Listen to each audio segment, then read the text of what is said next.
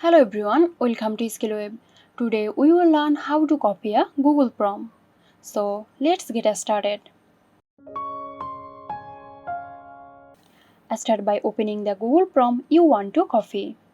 Now at the top left corner, click here.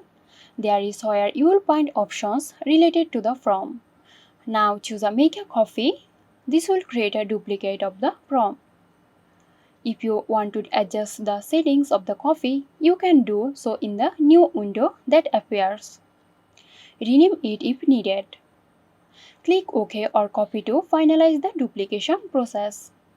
Hope this video helped you out. Stay tuned for more helpful tutorials here at SkillWeb. This video is sponsored by Zerosoft. Zerosoft offers graphic design, UI UX design, digital marketing and web development. Elevate your brand with Zerosoft today. For more details, check the description box.